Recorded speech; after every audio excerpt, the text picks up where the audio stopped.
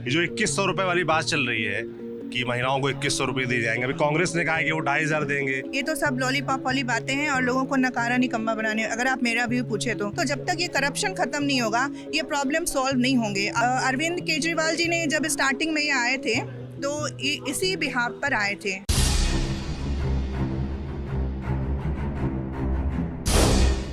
ये जो 2100 रुपए वाली बात चल रही है कि महिलाओं को 2100 रुपए दिए जाएंगे, अभी कांग्रेस ने कहा है कि वो 2500 देंगे। अभी मुझे लगता है बीजेपी आएगी, वो भी कुछ ना कुछ वादा करेगी। तो इस तरह की योजनाओं को लेकर महिलाएं क्या सोचती हैं? एक्चुअली ये तो एक ट्रेंड हो गया सर, कंपटीशन कह सकते हैं कि हम इतना दे रहे हैं तो हम इतना दे रहे हैं।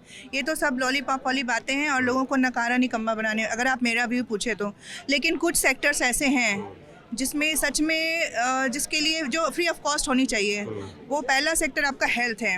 हेल्थ में देख लीजिए आज हॉस्पिटल्स किस तरह से लूट रहे हैं जो प्राइवेट हॉस्पिटल हैं, और सरकारी हॉस्पिटल में इतनी ज़्यादा भीड़ है कि वहाँ पे मतलब सीरियस से सीरियस पेशेंट का भी इलाज नहीं हो पाता है। एम्स में देख लीजिए या सफदरजंग में बड़े हॉस्पिटल्स में देख लीजिए।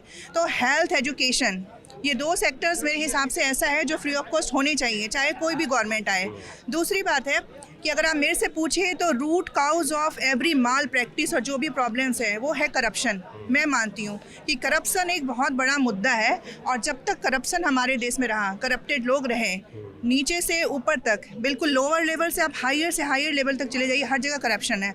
तो जब तक ये करप्शन ख़त्म नहीं होगा ये प्रॉब्लम सॉल्व नहीं होंगे। आरोप प्रत्यारोप बस ऐसे ही एक दूसरे पे लोग लगाते रहेंगे।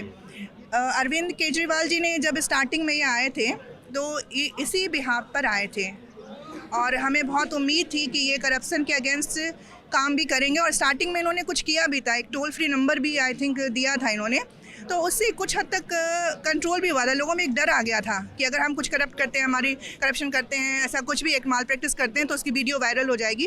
तो थोड़े समय के लिए मुझे लगता है कि कहीं ना कहीं कुछ फ़र्क आया था। तो मैं तो यही चाहती हूँ, लेकिन फिर बाद में वो भी एक ठंडे बस्ते में चला गया। तो जिस मुद्दे को लेके हम अरविंद केजरीवाल को लाए थे वो मुद्दा कहीं पीछे रह गया, करप्शन। हाँ, करप्शन वाला, क्योंकि किसी भी बुराई का जो मेन होता है ना, जड़ जिसको कहेंगे, वो करप्शन है।